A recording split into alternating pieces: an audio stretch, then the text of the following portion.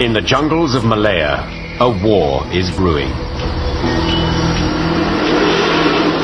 Thousands of Malayan communist guerrillas prepare to take on the might of the British Empire.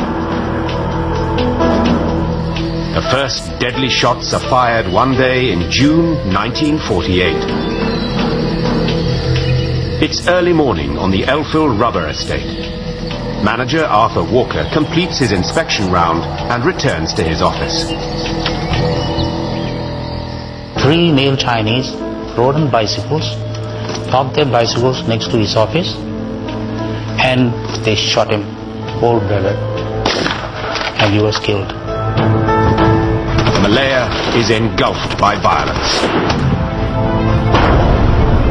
An emergency is declared. The emergency in Malaya was a full-scale war. The first 3 years of the emergency, the casualties were great, very great. Every day there was killing left, right and center. Malaya's war lasts 12 long years. It will kill more than 11,000 people, both combatants and ordinary civilians caught in the crossfire. But from this terrible experience will rise a modern nation, Malaysia, a nation that learnt the hard way to fight and live together.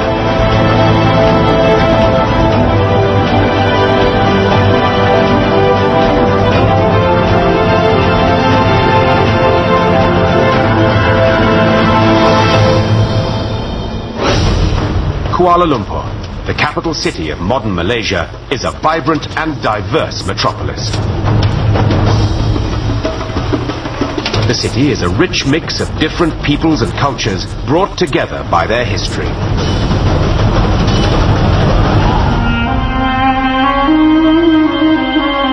More than 100 years ago, British entrepreneurs begin to exploit Malaya's rich natural resources, above all, its tin and rubber. They bring in workers from India and China to toil in the mines and rubber estates. The British transform the human landscape of Malaya, creating an intricate tapestry of different races, the predominant Malays, Chinese and Indians. Many Chinese workers join communist cells to agitate for better conditions. But despite mounting unrest, the British remain firmly in charge. The flow of Malayan raw materials enriches the empire. Then, in early 1942, the Second World War brings British rule in Asia to an abrupt end. In February, after a lightning campaign, the Japanese drive the British from Malaya and Singapore. It is a humiliating defeat. But a cadre of British officers stay on to fight the Japanese, the renowned Force 136. Hidden in the jungle, the British recruit small units of Malayans and train them to harass the Japanese and prepare for liberation. Force 136 also forges close bonds with a much bigger guerrilla army, the 7,000-strong Malayan People's Anti-Japanese Army, the MPAJA, and backs them with arms and equipment to fight the common enemy. This jungle ally is a communist front. The communists during the war were known as the Malayan People's Anti-Japanese Army, MPAJA. They developed very good jungle warfare skills thanks to the wartime collaboration with Force 136, the British counterinsurgency unit. For both sides, the pact is viewed as temporary and expedient. The communists knew there wasn't going to be a long-term marriage, In 1945, Allied armies finally defeat the Japanese, and the British are back. At victory parades, the MPAJA make sure they have a prominent role, posing as conquerors of the Japanese. Marching with them is a charismatic young man regarded by the British as their most trusted guerrilla. His name, Chin Peng. The British gratefully award him the Order of the British Empire. Even though the war is over, the communists do not return all their weapons. They refused to surrender their weapon to the British when the British came back, and they went underground. 有些你在地面上面挖一个大洞，武器就踩的都放进去。 Chin Peng will soon become a painful thorn in the British side. The British, bankrupted by the war, tighten their grip. They will not give up Malaya's valuable raw materials without a fight. Malaya, in particular, was one of the colonies which earned more in US dollars than any other colony. But the world has changed. The empire is crumbling, and a vibrant Malayan nationalist movement has begun to agitate for independence. But it is the communists who make the most pressing demands. They want the British, their former allies in the Jungle War, to be expelled by force of arms. Chin Peng had always been in favor of a shooting war, overthrowing the colonial power government by force. They wanted to take over from the British and turn our country into a communist country.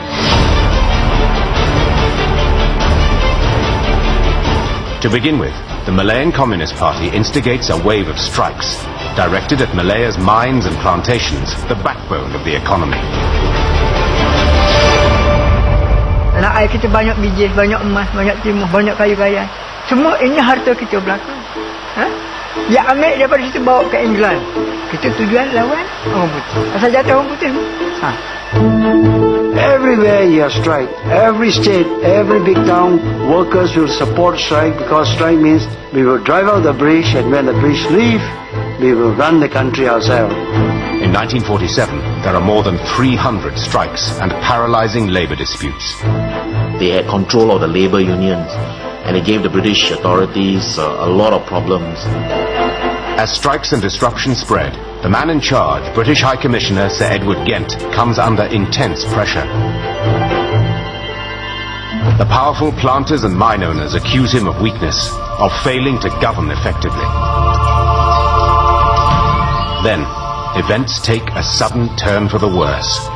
Communist firebrands, frustrated by lack of progress, decide to ramp up the struggle and unleash a murderous new campaign.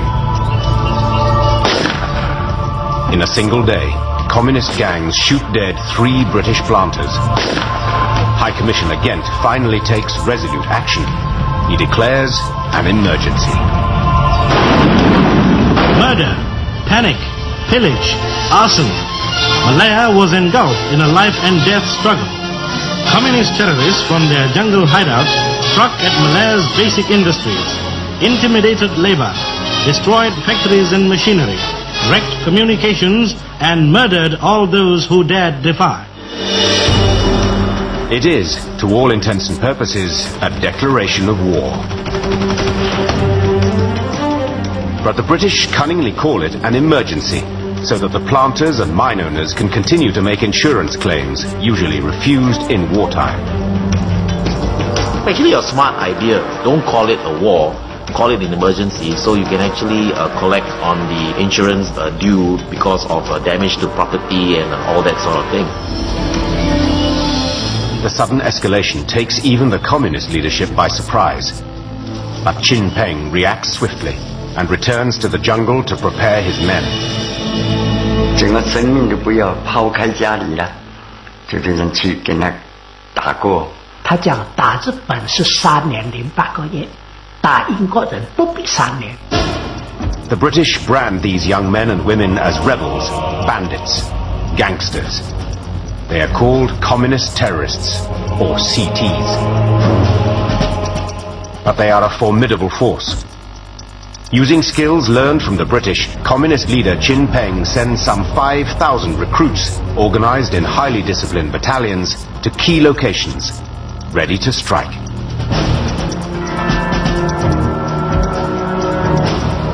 And Chin Peng has a powerful ally, the Malayan jungle. Hot, humid, well-nigh impenetrable, the Malayan jungle runs from the Thai border all the way to Singapore like a green spine. This is classic guerrilla country. From remote jungle strongholds, Chin Peng's men can launch shock attacks anywhere, anytime, and then melt away. The jungle was the terrorists' first home. They knew the jungle inside out because they were involved in fighting the Japanese. They had already prepared themselves. They had food dumps, arms dumps. They were at a greater advantage in the initial stages. In Kuala Lumpur, High Commissioner Gent struggles to control the rapidly deteriorating situation. Hampered by poor intelligence and a ragbag collection of police units and army battalions, he fights back with new draconian emergency regulations. In a tough counter-insurgency situation environment, you need tough laws to enable the government to have some flexibility to act decisively and resolutely. Those who are in possession of arms are liable to be sentenced to death. Emergency regulations empowered the government to search properties, premises without warrant, to detain people without trial, and essentially to impose curfews if necessary. But Gent's regulations have little immediate impact on the number of communist attacks. Soon he is under renewed pressure from angry British planters. The first 5 or 6 months were quite difficult and nasty. On the communist side, it was doing these little ambushes all around the countryside, and people thought they were beginning to win the war. Thoroughly rattled by the state of affairs in Malaya, the Labour government in London recalls Gent, officially for consultations. Unofficially, he's being sacked. As Gent's aircraft approaches London Airport, it collides with another plane and explodes. Gent is killed. Back in Malaya, the communists have the upper hand. The country is plunging into violent chaos. 1948. A war on terror ravages Malaya. High Commissioner Sir Edward Gent has been killed in an air crash. No replacement has yet been made. The security forces are in disarray.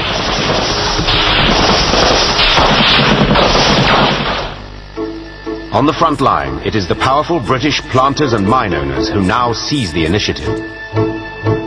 Instead of being cowed by the communist attacks, they are spoiling for a fight. Their theory was, we kill some of the planters and all will be frightened. The planters will rush off back to UK so that the economy of Malaya will drop. But it was just the reverse. When they started attacking, mostly the British planters and the locals got together and rearmed themselves. As the communist insurgency worsens, the planters demand reinforcements. The government in London turns to police units that have recently been withdrawn from Palestine. One of the first to arrive is Sergeant Gus Fletcher, and he hits the ground running. They wanted 500 ex-Palestine police quickly to go. So I wrote to the Colonial Office, and in very short time I was whipped up to London, given a very quick interview, and off I go with the first plane load to Malaya. We were on the plane for 2.5 days. Finally, and thankfully, Singapore slid under our wings and we landed. And then onto the train to Kuala Lumpur. We were in action as we arrived. We rushed out to an estate being shot up and burnt. And we picked up a dead body. We came back. Hours later, it was now 3 a.m. Before we can even get to bed, another one. We go off to a different direction, another estate. For Gus Fletcher, it's a shocking baptism of fire, and it seems as if the communists are running rings round the government forces.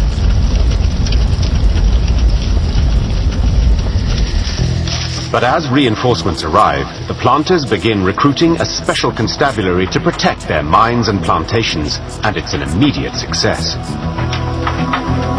At least 30,000 volunteers, mainly Malays, sign up.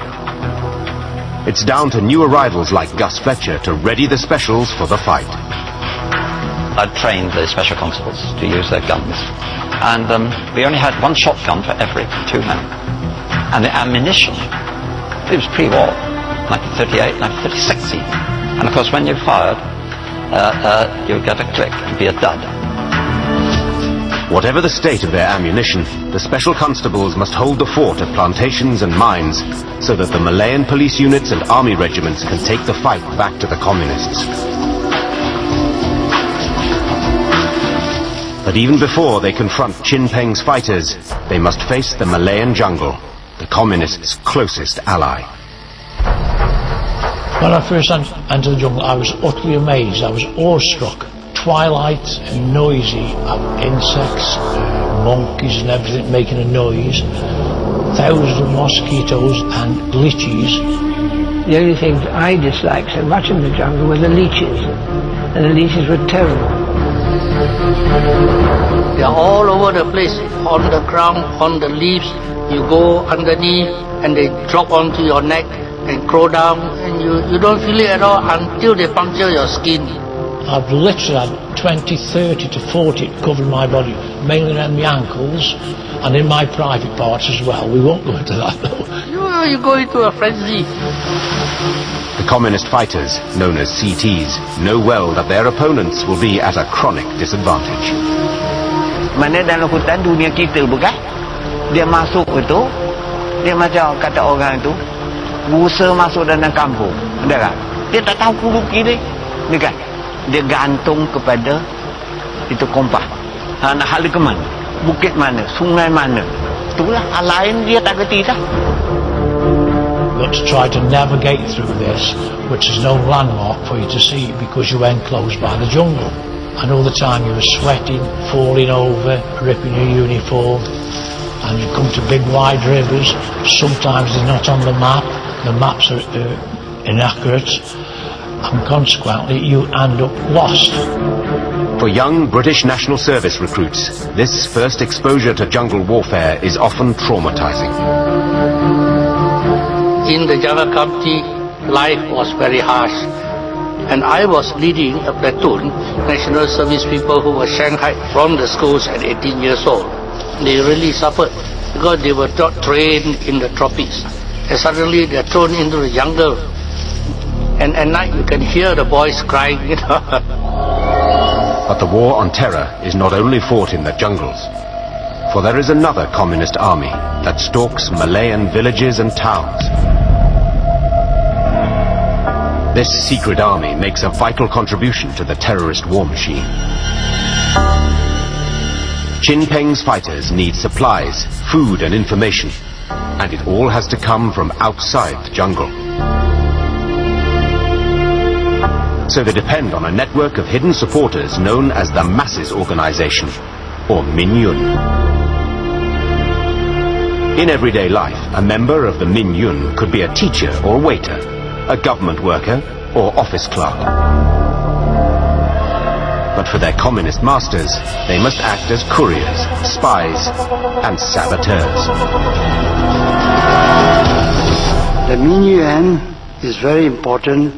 They are the silent group who were the eyes, ears of the communists.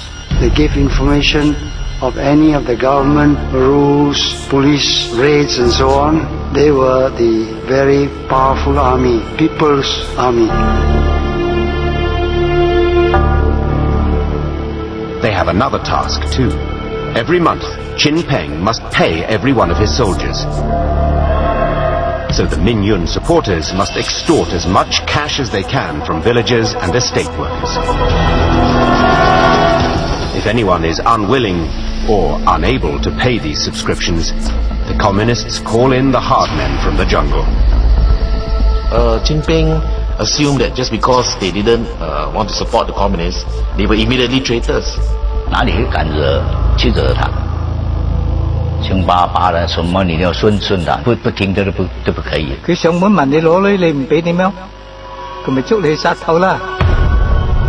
K.L. Chai remembers his friend, a schoolteacher, who refused to cooperate and suffered a gruesome punishment. They called him out of the classroom, broad daylight, and they murdered him right in front of all those who came to see that. They disemboweled him. Oh dear. That was another sad episode of the communists. The insurgency has become a war of terror. that terrorism is a form of political communication. The real intended recipient of the act of terror is not the victim. The victim is secondary. It's unfortunate victim, but it's secondary. The real audience is all of us watching. Because terrorists, regardless of his ideological stripe, whether it's today's kind of new religiously motivated terrorists or the communist terrorists of the past, the aim is always to send a powerful message, a message of fear, of intimidation, that if you do not cooperate with us, this is what will happen to you.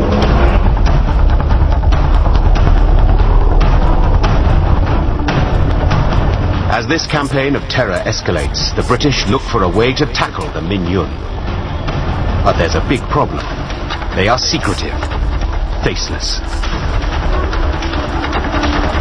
So a new plan is hatched to create a national register of Malayans. Now, every man, woman and child over 12 must possess an identity card with a photograph and thumbprint. Anyone without an identity card, an IC, is instantly suspect. National registration policy was actually very good psychological warfare, because it really made the communists worried. They wanted to remain incognito, they didn't want to be identified. But if you didn't go out and get identified, then people immediately start suspecting you. So it was a really smart move. Teams of civil servants and photographers spread out across Malaya, armed with cameras and fingerprint pads.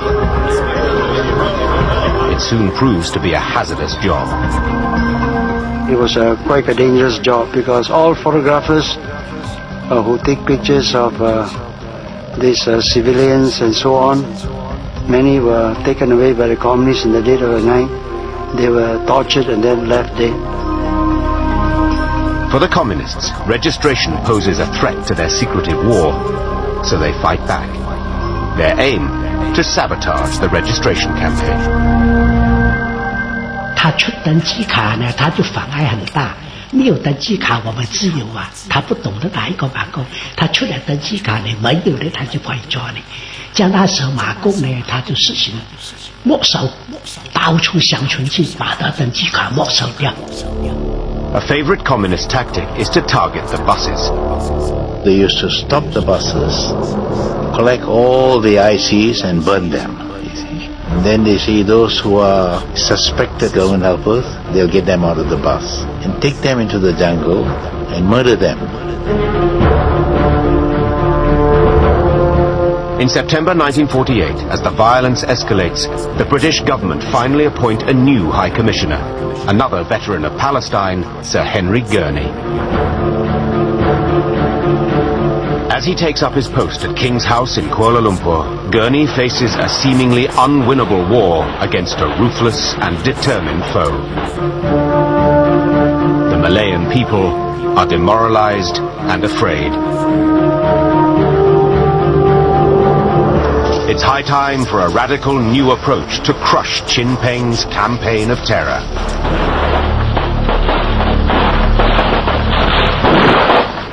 Malaya, October 1948. The new British High Commissioner, Sir Henry Gurney, has arrived to find a war on terror that is close to defeat. In 6 months, the communists have launched 1,274 attacks and killed more than 300 innocent civilians. As soon as he digests this desperate state of affairs, Gurney turns to London and demands reinforcements to fight the communists. To back up the Malay regiment, Gurkhas from Nepal, as well as troops from East Africa, Fiji, Australia and New Zealand arrive in Malaya.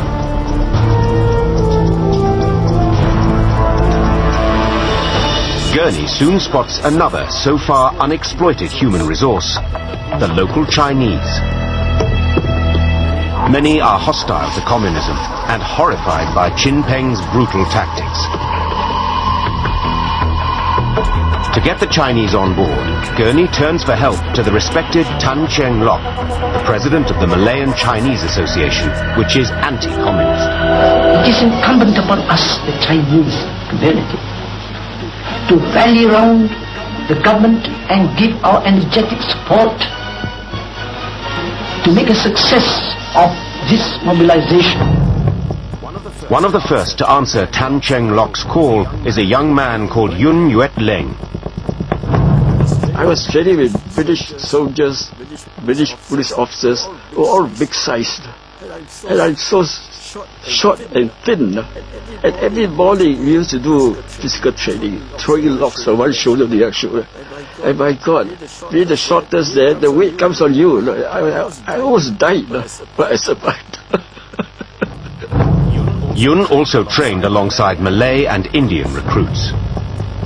See, that's how the comradeship built up, because of the threat of common danger. When the shooting starts, you don't care what race you are. No? You find that your friend is pinned down by heavy fire, and you're okay, you've got a good defensive position. You open fire so that you can cross somewhere else. And he does the same thing for you. So you save each other. Soon, Yun will come face to face with the communist guerrillas.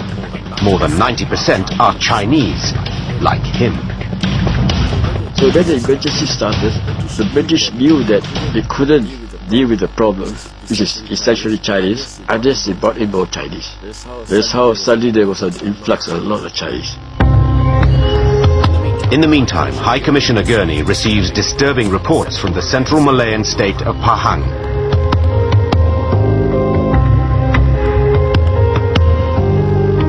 A new communist unit known as the 10th Regiment, consisting mainly of Malays, is terrorizing the kampongs of Pahang. No one is safe, not even children. Hamidin Abdullah remembers these frightening times well, and what happened when his friend revealed the whereabouts of a Malay communist sympathizer. He was about 12 plus. He was showing the house or the whereabouts of someone who was communist sympathizer, you know. But just for that, they blasted his head off. The shooting of a 12-year-old is only the beginning. Soon afterwards, Hamidin's father is kidnapped. For 6 months after his disappearance, my father's grave was found. That's how cheap life was to some people. Kita tak kira.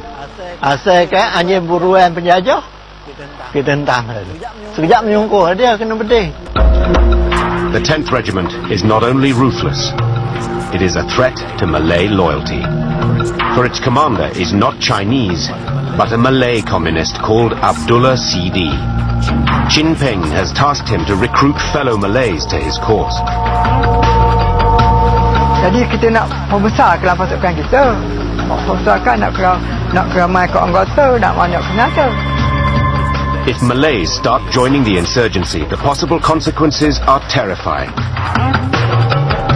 So the British must somehow stop the communist virus spreading. A solution is at hand.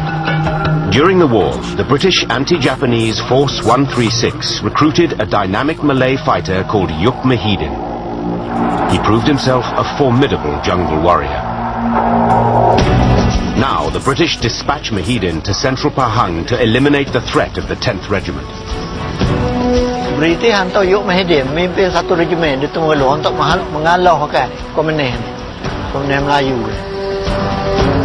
Leading a band of dedicated and highly trained jungle fighters, Mahidin routs the 10th Regiment, and Abdullah CD flees into exile. The threat to Malay loyalty is neutralized. It's a tremendous victory for Mahidin, who is appointed the deputy head of a new Home Guard unit that eventually numbers 350,000 men and women. But still, Chin Peng's communist guerrillas keep up their relentless onslaught. 80 terrorists strike Simpang Tiga, near Ipoh. They burn the entire village. 1,000 villagers are made homeless. 2 weeks later, communist insurgents target a police station in Bukit Kepong. The heroic siege that follows will become a legend of the war. The attack starts before dawn as 180 communists surround the station. Police Commander J.J. Raj was in charge of the police district and knew the station officers well. They opened fire, you see, for about 2 hours the firing was going on, and the police fired back. There was this Sergeant Jamil. I think he himself was wounded. On his leg, right and center, policemen were killed. Behind him, the wives and children were screaming. See? Suddenly, a bugle sounds, and the guns fall silent. A communist approaches the camp and demands surrender. But the Malay police sergeant Jamil spurns their offer. Suddenly, Jamil and one or two others shouted back, "We will never surrender." They said no. They challenged the communists. Fight, let's fight, you see. And the fight continued. The communists hurl a barrage of petrol bombs, and the police station erupts in flames. 25 people die in the inferno, including women and children. I have never come across anyone as brave as these people. They didn't fight for money, they didn't fight for medals, didn't fight anything. It is just a matter of my religion, my family, and my responsibility. They were there. Faced with such relentless violence and an enemy that shows no mercy even to children, High Commissioner Gurney urgently demands backup. It arrives in the shape of a no-nonsense, battle-hardened Lieutenant General called Harold Briggs. Briggs launches a new plan that will transform the landscape of Malaya. Malaya, 1950. The British are fighting a war on terror against a guerrilla army led by Chin Peng, determined to establish a communist republic of Malaya. His guerrilla fighters attack at will, striking anywhere, at any time. Since the beginning of the emergency, the communists have launched 2,716 attacks and killed nearly 700 innocent civilians. On the British side, the new Director of Operations, Lieutenant General Harold Briggs, comes up with an ambitious master plan to smash the communist war machine. To get food, money and information, Chin Peng's fighters rely on Chinese squatters who live in shanty villages located on jungle fringes and so are vulnerable to exploitation by the communists. Their numbers increased dramatically during the Japanese occupation. Briggs decides to target the communists indirectly by severing their links to the squatters. We have more than 600,000 squatters all over Malaya, and we are accusing them of helping the communists. Give them protection, bring them together, and you will find that they will stop helping the communists. Briggs' idea is to move every one of these squatters to newly built resettlement villages, built on land provided by the Malay sultans. In theory, these villages will protect the squatters, cutting them off from the communists. Briggs must work fast, so hundreds of security units race across Malaya to prepare the squatters' exodus, whether they want to move or not.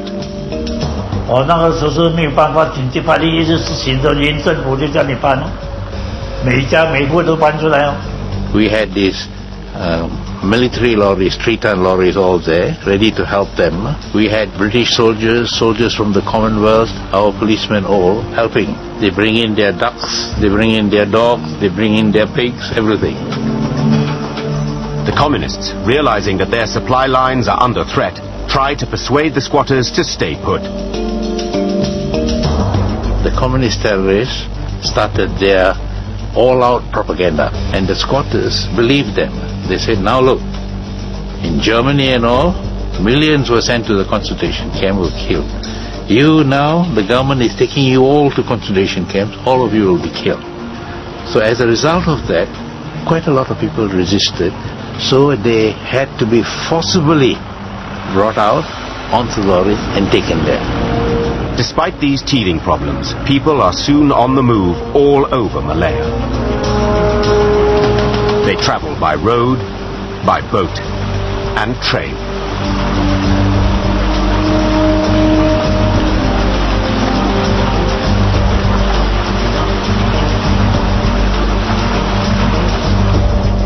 In just a few months, tens of thousands of Chinese Malayans have been moved.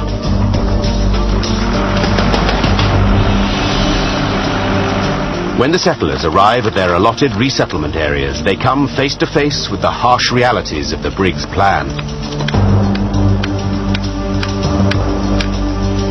First, they must build their own homes. Worse, the new resettlement villages are gated communities. The squatters are effectively prisoners. They can only leave and re-enter at regulated times, and there's a strictly enforced curfew from dusk to dawn. 它有个闸门呐，然后专门有军队在这边守罗。早上6点钟才开那个闸门，下午3点你们要通通回来这里这个范围内，不能够出外的，就关在家里面的，一直到明天早上6点。就这样子，你说你可以想象当时的生活情况是多么惨。Night was a time of menace and danger. Anyone caught outside the village perimeter could and did become targets. It was a moonlit night. I saw a shadow. It is outside the settlement area and it is a curfew. Nobody should be there. Cold sweat coming. Because it's not easy to shoot a man. But then I go to shoot. I press the trigger and then after that all my men shot.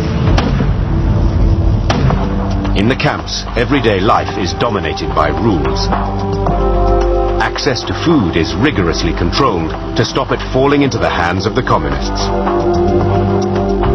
男人成人一个星期，好像我所记得，我印象中是4斤米，糖盐油米啊，统统有限制的。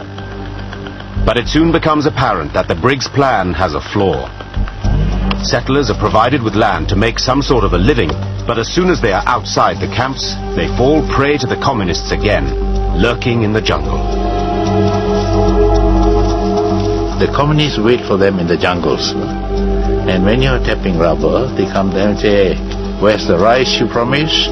Where are the medicines? Where are the bandages? And various other things. So if these people don't give anything, they are told that if you next come and you don't bring, you'll be killed.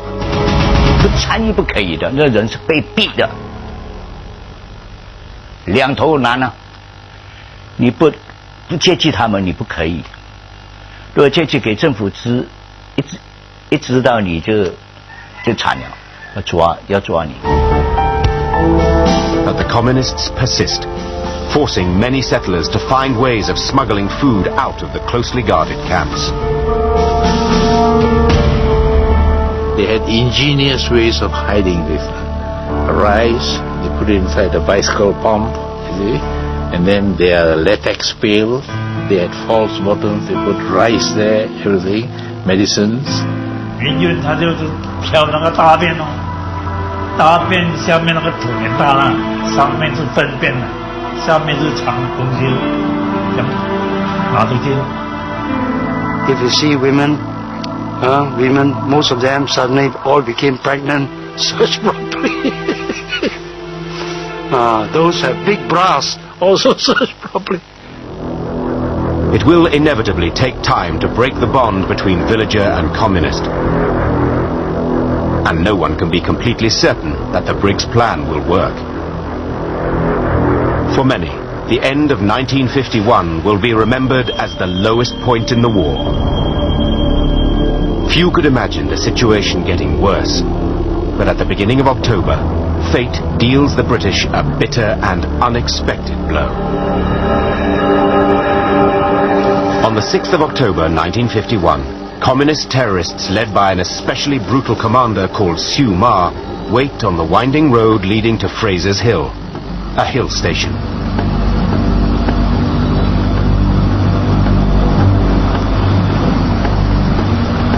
At 1 p.m., a police convoy appears, followed by a black Rolls-Royce flying a Union Jack.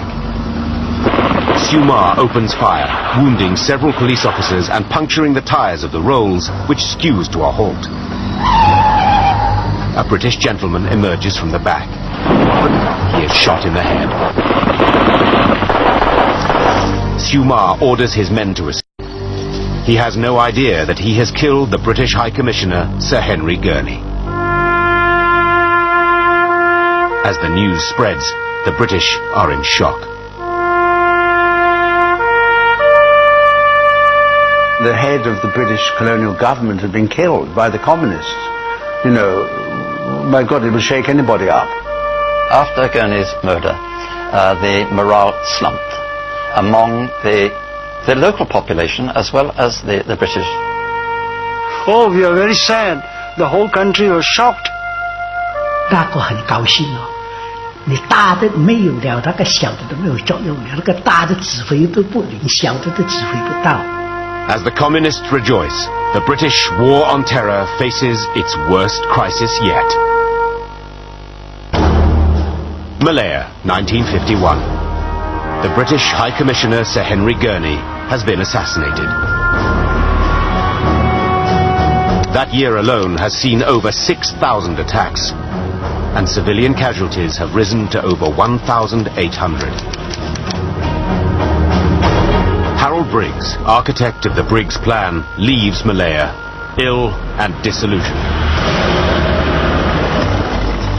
The war on communist terror is in crisis. But the British cannot afford to lose face. They must hunt down Gurney's assassins and bring them to justice. Attention immediately focuses on the Chinese town of Truss, just 30 kilometers from Fraser's Hill, where Gurney was killed.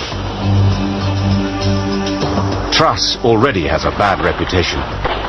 Many skirmishes have been fought with communists in the town or nearby. You always felt that Truss was hostile.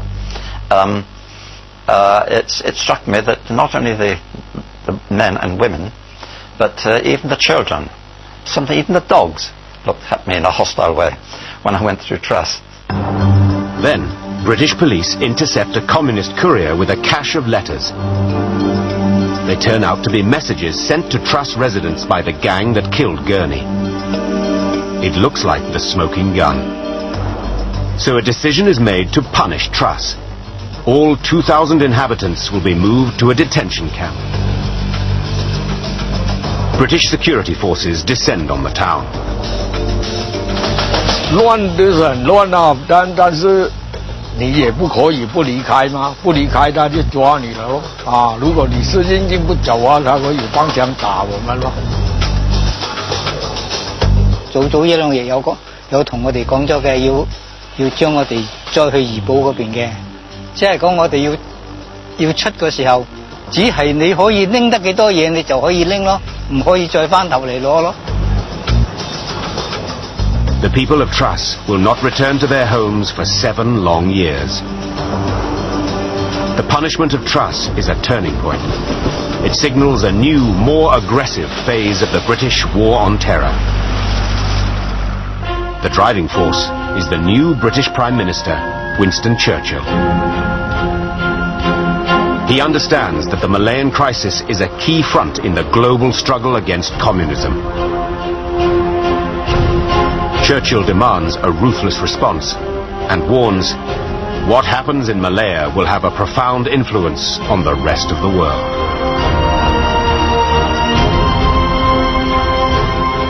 A replacement must be found for Gurney, and the new High Commissioner must possess the talent and resolution to smash the communist threat once and for all. Churchill appoints a tough-minded veteran of the Second World War, Sir Gerald Templer. He thought that I was the right person for the job. In a way, he'd take a chance on me, and that he wanted me to sort the business as quick as possible.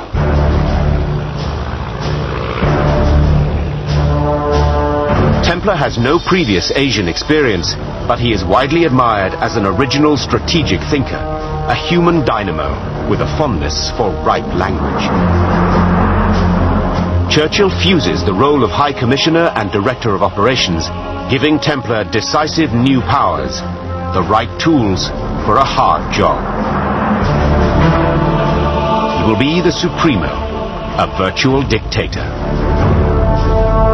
He was the man who controlled everything. He was a generalissimo dictator, and he knew his part and played it very well. Templer knows that force will not be enough to beat the communist. He must win Malayan hearts and minds, a phrase made famous during the emergency. In Malaya, General Templer ensured there was this top-down strategic coordination. Everyone had to sing from the same song sheet. The song sheet title was "Government is Your Friend." Templar's skills as a political soldier will prove vital, for he has been given another brief: to prepare Malaya for self-governance. Britain was prepared to give Malaya self-government within a few years' time. So Templar's role was to create the conditions for self-government, setting into foundation a structure that would eventually lead to the formation of strong Malayan political parties. But first, Chin Peng's communists must be defeated, and Templar's mettle is tested just weeks after his arrival. On the 24th of March 1952, a British repair party arrives at Tanjung Malim to mend a water pipeline sabotaged by communist terrorists. The repair party is accompanied by 15 policemen. No one expects any trouble. But a trap has been set, as a policeman recalls. Air tak ditanyamadin semua. Kata rampai terpecah ke mana. Terpaksalah pergi pula nak tengok rantai mana yang pecah baik tu. Lepas baru jalan, bom ditanam ke kanan. Panjang tanam bom tu. Bila orang tu masuk dalam perangkap tu baru ditembak. Bila tembakan macam nak melawan. Melumpat ke sini, melumpat ni bom. Habis power mi kata nengok tak boleh cakap lah. 有很多保安队伍被打死了，尸体运出来放在回教堂。 The communist ambush kills 14 men and wounds 8. Only one man escapes. Templar decides to show what he is made of. He will crack down hard. He arrives in Tanjung Malim and orders 350 Malay Chinese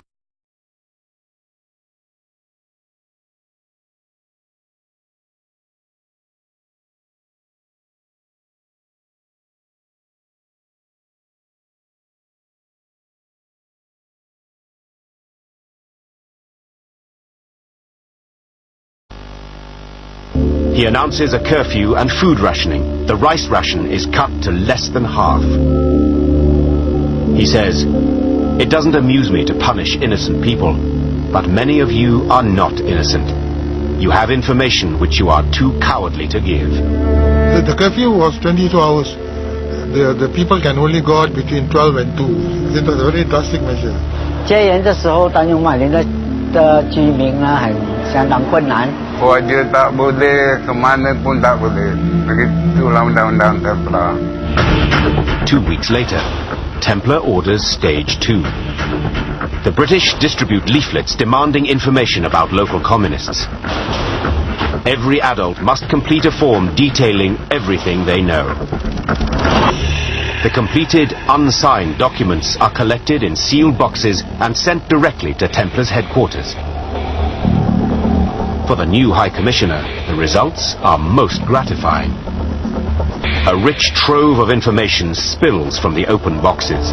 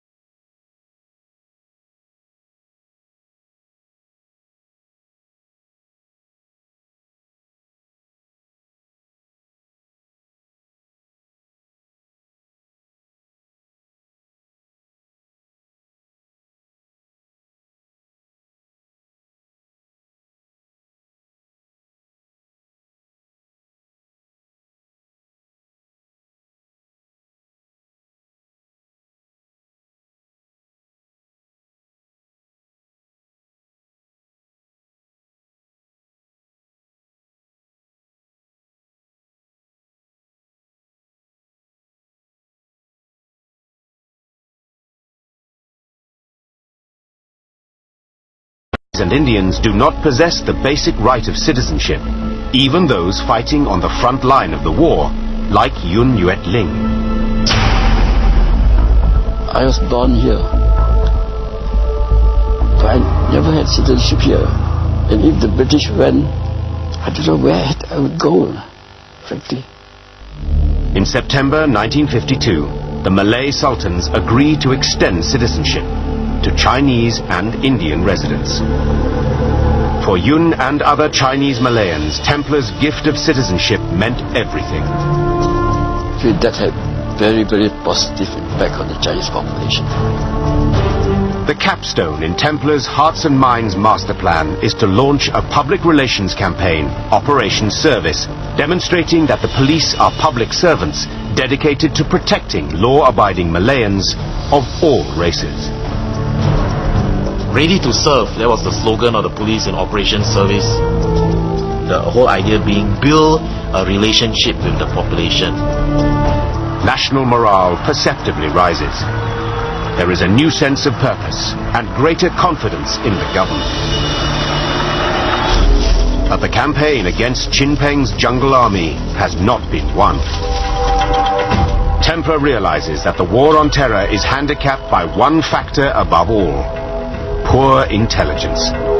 We had not grasped the fact that you cannot do a jungle war without intelligence. So Templar sets about reforming Malaya's inept special branch so that it can become the vanguard in the war on terror. Malaya, 1952. The arrival of a dynamic new High Commissioner, Sir Gerald Templar, has re-energized the war on terror. Spearheading the battle will be Malaya's intelligence service, Special Branch. General Templar had a background in intelligence, and he knew that in a counter-insurgency campaign, you needed good intelligence to ensure that the police and the military were able to eliminate the real bad hats amongst the wider population of innocents. Intelligence was very critical. Special Branch is tasked with collecting intelligence. Without good intelligence, you will never be able to look for the enemy and plan and defeat the enemy. Templar orders Special Branch to target the communist leadership. They must decapitate the insurgent forces. The sources of information would be, of course, agents and informers, which a Special Branch would use, and also the analysis of captured communist documents. And slowly from that sort of information, they would build up the hierarchical structure of the Communist Party from the very beginning, one by one. For Special Branch, nothing is off limits. You knew absolutely everything about the person. What his habits were, did he smoke, what his sex life was like, who his girlfriends were, everything we could possibly think of. In this intelligence war, the perilous task of gathering information will fall to Asian officers. They must be the eyes and ears of Special Branch. White Europeans will be the backroom boys. It was not possible for them to go down on the ground. They would stick out like a sore thumb. So, the brunt of collecting intelligence and working on the ground rested with the Chinese officers. As the saying goes, you need a thief to catch a thief. Special Branch launched their campaign by striking Chin Peng's all-important communications network.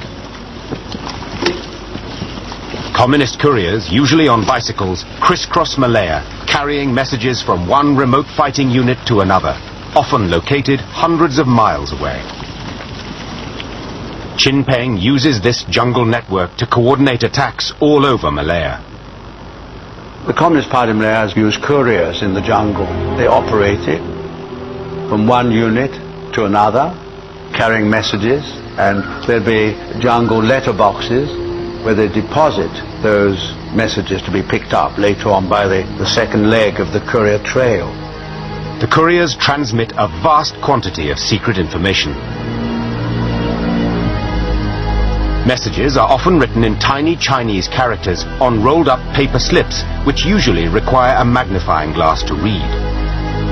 Messages are usually rolled up very finely, sometimes so fine that it's the size of a toothpick only. The communist couriers hide their messages in fruit or a tube of toothpaste or on their bicycles. Gulung halus-halus. Halus-halus gulung. Masuk dalam itu bersika di lubang. Tu boleh hantarlah. Sampai sana, kita ada asyarat pula. Special branch officers realize that if they can break this network, they will access a rich source of data and, they hope, cripple the communist fighting machine. Language skills are essential, and British police officers like Gus Fletcher are sent on crash courses in Chinese. It was a very tough course because it was one teacher, one pupil throughout the course. You couldn't sit at the back of the class and doze off. A Confucian monk taught us. He couldn't speak a word of English. Lovely old man. Lei Yinghong, who wore a gown and hands in his sleeves and little cloth shoes and cloth coat and a Confucian beard down to here. Lovely.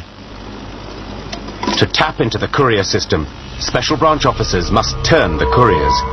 In other words, persuade them to come over to the government side, along with their precious messages. Our penetration of the courier system was very good. And once the couriers have been turned, special branch agents can use them to track down the communist hideouts. When the courier surrendered, it was a good thing. He would take it to the camp and then you could attack it.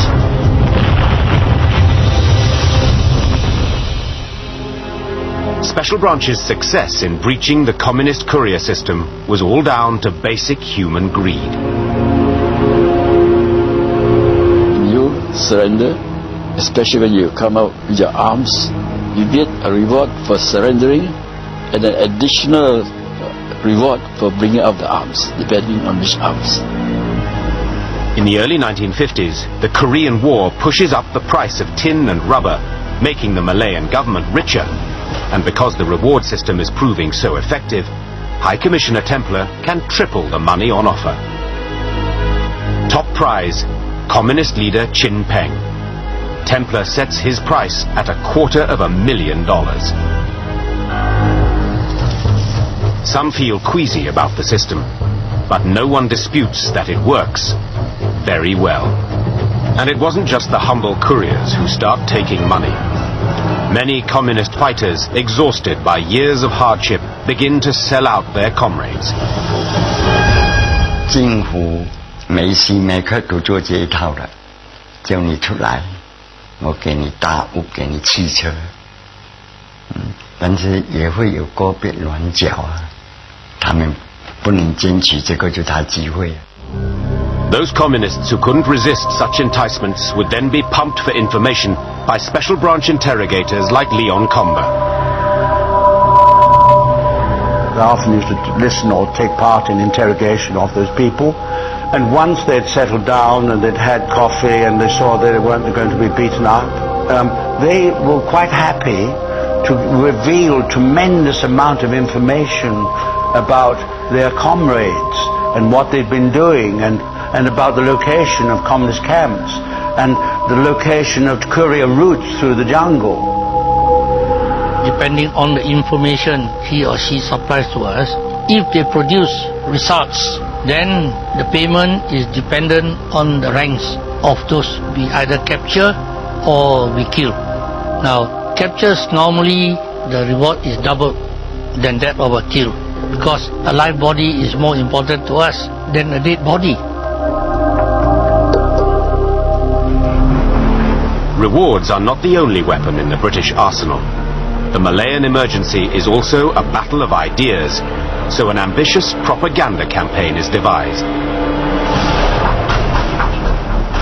The British shrewdly turn to a Chinese Malayan who knows the enemy mind inside out. His name is CC2.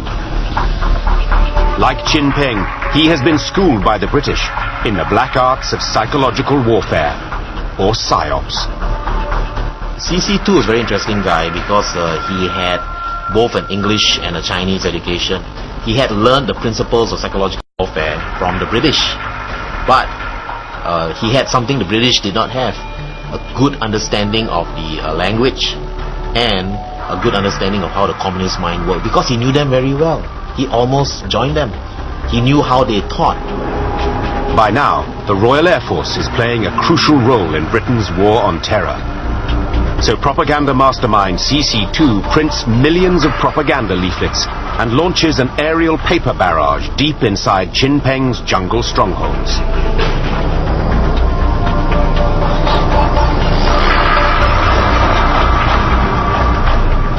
Whenever a communist leader is persuaded to give himself up, the aircraft return, equipped with loudspeakers to spread the news. Your leader has surrendered. Why are you still in the jungle? But the hardcore communist leadership are not impressed. 因为他用飞机去广播，我们讲狗叫机又来了，他就一直在天上叫，那喊屁我们都不管，他丢下那些什么啊，我们看了都拿来烧。The RAF does not only drop paper leaflets. Special Branch coordinate devastating bombing raids aimed at the insurgents' jungle camps. The bomber pilots need to pinpoint their targets as accurately as possible. And in Malaya's immense jungles, this is no easy task. Special Branch come up with an ingenious, high-tech solution. In their jungle camps, Chin Peng's fighters rely on radios to listen in to the worldwide communist networks. But if they need new batteries or a set repaired, they must come down to the towns. By setting up a network of informants, Special Branch manages to get hold of a few communist radios and secretly insert their own special gift. When they asked for a wireless set, we would get hold of our people in KL, put a little false valve into it which gave a signal. We'll alert the aeroplanes and we'd take a signal flying over. Then we'd have a ground vehicle which would do it from the ground as well. Where they crossed, that was where the wireless was being played, and we could then bomb. The radio raid is a spectacular success.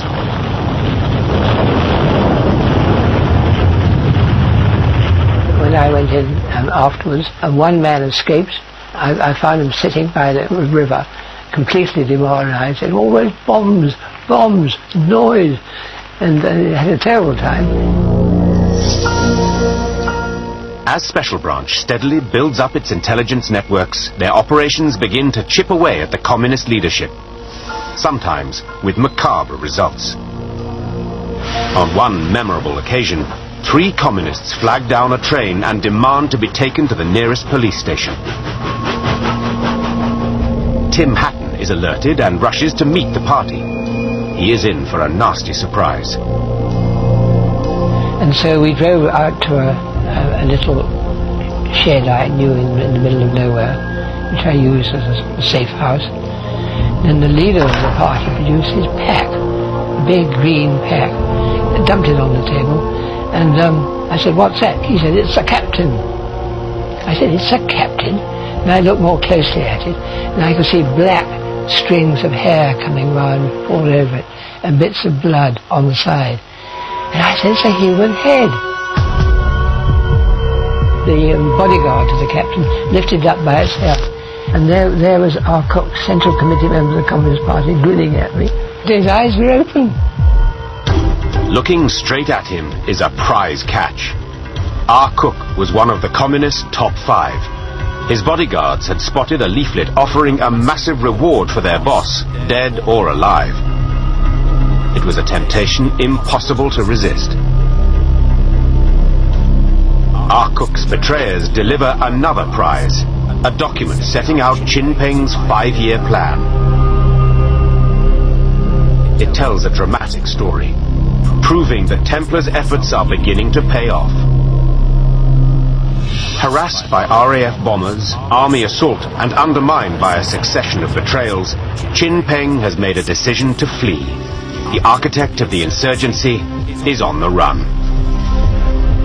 But he has not given up. He plans to set up a new base in southern Thailand from where he will direct the campaign. And deep inside the Malayan jungles, the communists have set up new attack units, recruited from indigenous tribal people. They must be Templars' next target.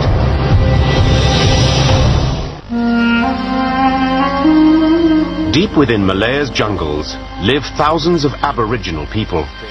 They are called Orang Asli. It means original people.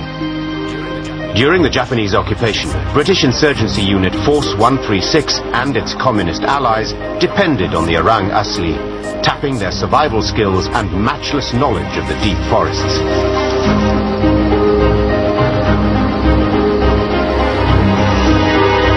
Now, in 1952, a flood of intelligence reports reveals that the communists have reconnected with the Orang Asli.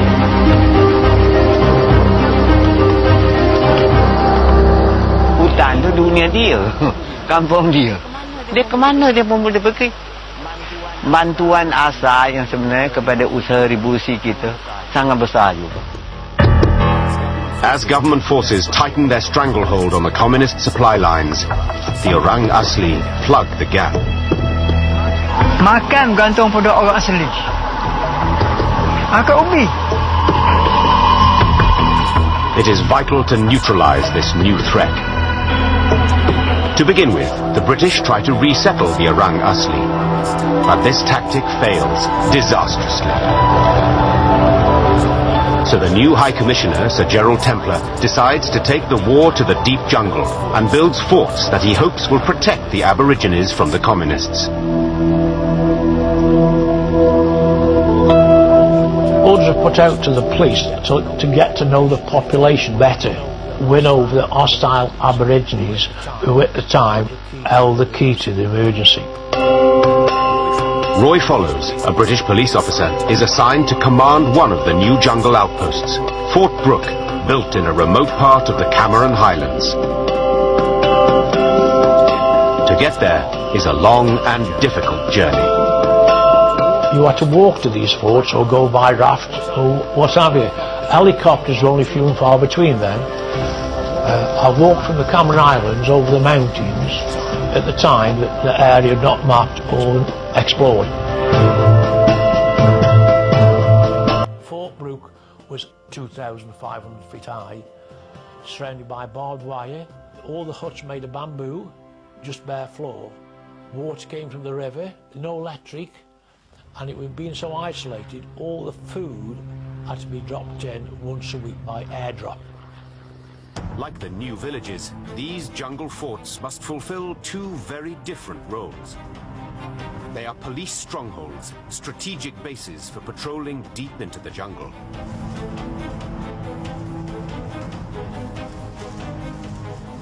But at the same time, they must be community centers to win over Orang Asli hearts and minds. The forts bring to these isolated communities modern medicine and education for the first time. First, the children were very frightened of me, but you could understand them being frightened because the communists had drilled into them over the years that if the Orang Kuti sees you, he'll eat you. He'll have you for dinner. So I had to break down this barrier first, but after a while they realised I was okay.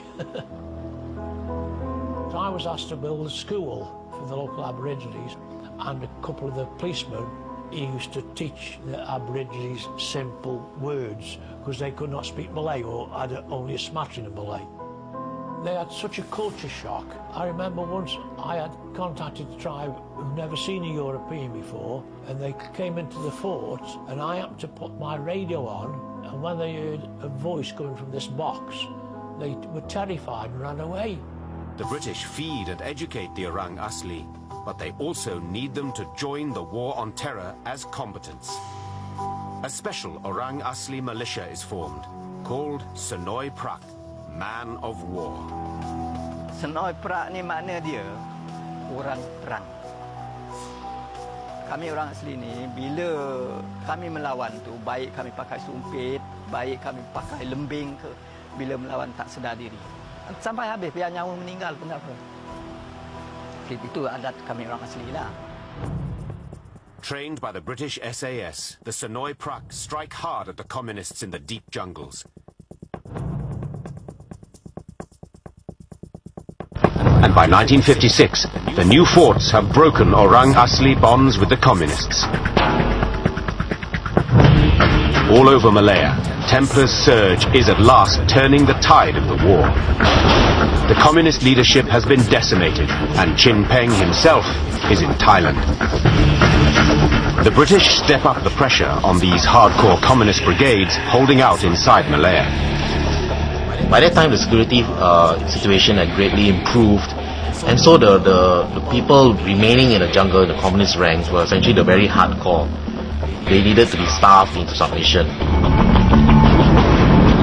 They survive only thanks to supplies of rice from some of the Chinese resettlement villages. The solution is radical but down to earth. Instead of supplying villagers with raw rice, the new village authorities will cook it first. The strategy is called central cooking. 他怀疑你们在怎么情况之下来接近他们队长，后来他出了一招，米不能够让你们自己煮，来个大锅饭啊，全村人到时到后那个煮好了，在那个一个集中那个地方，你们去拿那个饭。Central cooking has a deadly effect. The flow of rice from village to jungle dries up. Isolated in the jungle, many communist fighters begin to starve. 我们夫妻也是很辛苦啊，没有2次饿肚子，牺牲的很大，饿死啊。Dalam pertempuran, agaknya banyak juga kawan kita korban. Tapi itu patut. Ini pengorbanan di dalam kelbuluran. Nah itu dasar. Sampai ke tak boleh berjalan, tak boleh bergerak.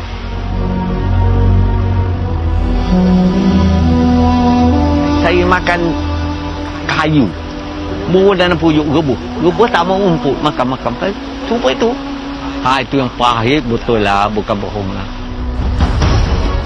Hunger forces the desperate communist leaders to cut down the size of their units to cope with rapidly dwindling supplies. 在那个时候呢，我们人员也减少，就可以在那边维持，所以影响到我们大部队啊，不能够集中在一起，这样变成打仗的力量啊削弱了。With the communists on the run, the British make sure that ordinary Malayans know that the emergency is being won, that the communists need no longer be feared. To ram the point home, security forces put on display communists killed in firefights, the fruits of victory. Even school children are not spared these grisly exhibitions, as teacher Ted Miles recalls. On the way to school, we had to walk by the police station, and often we would see the bodies of dead communists lying on the ground in front of the police station. They would be brought in by helicopter and spread out, I suppose for identification purposes to start with, but it always was a stark reminder that there was a war going on.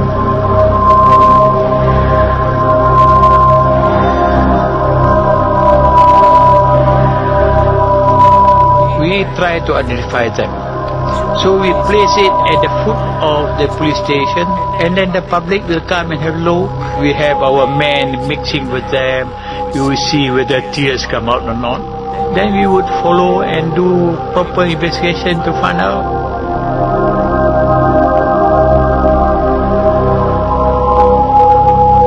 Malaya has endured 5 years of undeclared war, the emergency. Now Sir Gerald Templar must prepare war-weary Malaya for a new challenge, independence.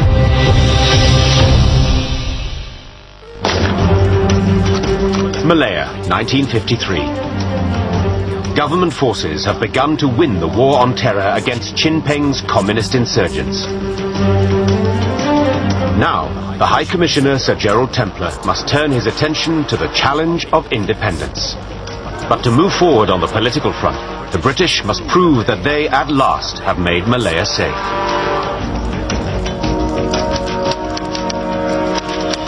In 1953, communist attacks have fallen from more than 6,000 in 1951 to just over 1,000. Civilian casualties have dropped dramatically from 1,024 to 143. Reassured by these impressive results, Templer announces the creation of so-called white areas, starting in a district in Malacca where British troops have successfully cleared communist insurgents. In these white areas, ordinary Malayans are liberated from food restrictions and curfews. It is a calculated risk, but one that Templer believes is well worth taking. The districts neighboring the white area will see what's happening and say, hey, we want that too. So let's cooperate with government. So we also get all these lousy emergency regulations removed so we can enjoy ourselves as well. So it was a very important psychological warfare initiative. 每个员工觉得很放心，很好哦。吃进不必跟他那张监禁什么都不用，也没有curfew了啊。 The white area strategy makes it easier to imagine a future Malaya, free at last. On the 31st of May 1954, Templer flies home. The war has not yet been won, but the man now called the Tiger of Malaya has at least persuaded all Malayans to fight together against a common foe. General Templer came in. He was the right man at the right time for the right job. If it had been a lesser man, I don't think he would have been able to break the backbone of the communist terrorists. In many parts of Malaya, the national mood has lifted. Casualties are falling, and the number of areas officially declared white continue to rise. The stage is at last set for independence. It is time to turn from bullet to ballot. Attention now focuses on a legendary Malayan, the father of independence, Tunku Abdul Rahman. Tunku is a veteran nationalist who chooses a democratic, non-violent route to win freedom. Now he is the leader of the New Alliance Party, a coalition of the Malay, Chinese and Indian parties. On the 31st of July 1955, Malayans go to the polls in a federal election. The most significant feature of this national event was a merger of the three major parties representing the main races of Malaya into a political alliance to contest the election. Turnout is an astonishing 85%. Tunku's Alliance Party sweeps the board, winning 51 out of 52 seats. Tunku himself becomes Malaya's first chief minister. But Malaya is still at war. The emergency has not ended. Now the burden of wrapping up once and for all falls on the shoulders of the new chief minister. Tunku takes immediate action. He offers an amnesty to the communist insurgents. Throw down your arms, or you will miss out on independence. Soon, word comes from Thailand. The notorious communist leader Chin Peng wants to talk. Tunku agrees to meet him at Baling, a small town just south of the Thai border.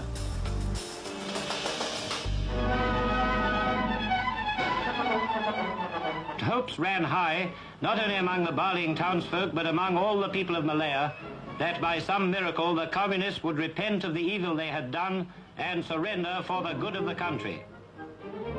All necks craned for a glimpse of the #1 terrorist. There he is, that's him. Chin Peng, directly responsible for a brutal 7-year campaign of murder and terrorism against the ordinary people of Malaya.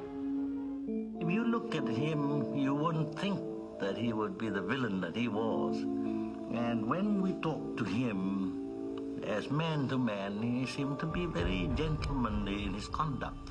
And so we had one whole day talking to one another on the terms. Chin Peng offers Tunku peace, but in return he demands that the Communist Party must be officially recognized, and he proposes only to lay aside his weapons, not to disarm. He has come to negotiate, not surrender. It is the words that came from his mouth which I could never forget to the end of my day. He said, as between you and I, he said, you are anti-communist, I am a communist. There can never be coexistence.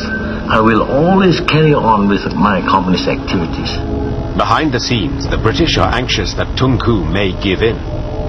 But he stands firm, and at noon the following day, the talks break down irrevocably. Chin Peng goes back to the jungle. He will fight on. 谢我们无罪，意思就要放下武器投降。那我们坚决就做不到，打到一个人都要打。我们就这里一条咯，就是跟他打到底了，打到合理承认马共。Tunku returns to Kuala Lumpur without a peace deal, but the independence train is unstoppable. And on the 31st of August 1957, Tunku joyously proclaims that Malaya is a free nation at last. Merdeka! Merdeka! I will never forget the word Merdeka shouted by Tunku, and we felt that we are a different country now. We are free. On the very same day, Tunku withdraws his amnesty offer to the communists, and in their jungle camps, Chin Peng's foot soldiers denounce him for selling out. Merdeka waktu itu bukan merdeka tak sesungguh habis segala-galanya, tak. Dia merdeka setengah separuh. Dipegang oleh British juga waktu itu. Di belakangnya ada sokongan British lagi, tak cukup lagi. Tunku already achieved the independence, so what are you guys still doing, you know? What are you still fighting for? You are going against the Malayan nation. Then when we got independent, they still fight us. So where's the logic, you know? 这样的独立来讲，权力还是在人家的手，还是英军准是10多万军队还在那个时候，你独立有什么用啊？ As the cheering fades, Malayans must face up to the reality that these hardcore communists, battered though they are, remain resolute. Special Branch Officer Yun Yuet Leng knows he cannot yet hand in his badge. I never thought about independence when it actually happened because I was busy collecting intelligence. Day and night I was working. For the security forces, there is unfinished business. It is time to launch Operation Ginger. In 1957, Malayans have little time to enjoy independence. The emergency has not ended, and the war goes on. So, in January 1958, the new Malayan government unleash what they hope will be the final offensive to break the communists for good and track down the man who murdered High Commissioner Sir Henry Gurney. It is called Operation Ginger, and it will make use of the black arts of secrecy and deception, codenamed QOps. Special Branch officers will masquerade as communist insurgents to penetrate the last jungle camps.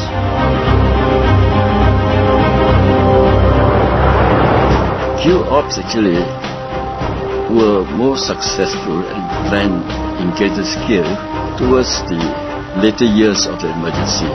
We knew so much about communist organization. Almost everything about the leaders, the way he lived, his friends, the way he walks, the way he talks, that we could impersonate. There was a lot of risk, no doubt, but they were all calculated risks. Top of the list for the QOps men is Hugh Ma, the communist who led the team that killed Sir Henry Gurney, the High Commissioner. They have narrowed the hunt to an area near Ipoh. But Hugh Ma has slipped through the Special Branch net countless times. Then his luck runs out. One of his bodyguards spots a pamphlet offering a reward for his boss, dead or alive. One of the bodyguards came down the hill on the pretext of getting supplies for the three of them. So he came to Special Branch in Ipoh. 2 bodyguards had planned to kill him for a long time, but they were not sure what would be their fate if they killed him. Disguised as a rubber tapper, Leong grabs a bicycle and heads into the jungle with the bodyguard. A second bodyguard is waiting in the camp with Siu Ma. At the foot of the hill, I rang the bell, and then the guy on top shot him.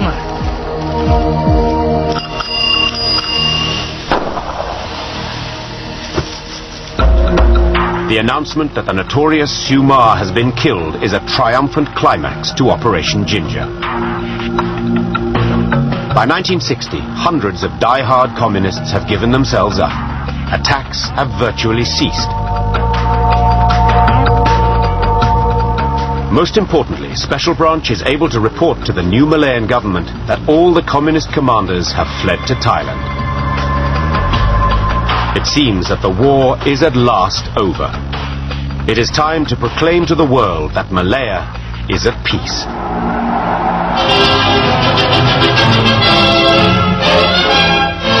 Victory Day dawns bright and clear.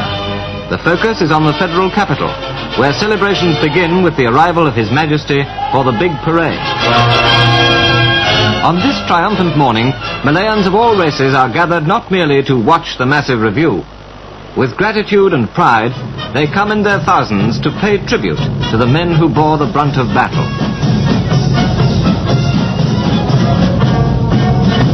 The price of winning Malaya's war on terror was a high one, and it was paid in blood. By the end of the 12-year-long undeclared war, at least 11,000 people had been killed. Jubilation was inevitably mixed with regret. You cannot erase this overnight, you see. So many of all these incidents are deep down in my mind. And for me to be happily saying, oh, it's all over, let's forget, and forgive and forget, no. Forgive also no, forget also no. People should look back, what the sacrifice had been done by security forces, by the overseas soldiers, armies, the Gurkhas. There are hundreds of security forces who have been killed, hundreds of civilians have been killed. I never will forgive, because I saw a lot of death.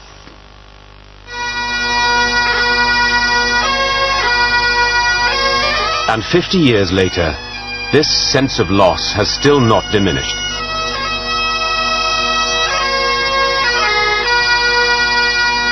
Every year, veterans from all races, from all over the world, gather at God's Little Acre to commemorate those who gave their lives to win the war on terror.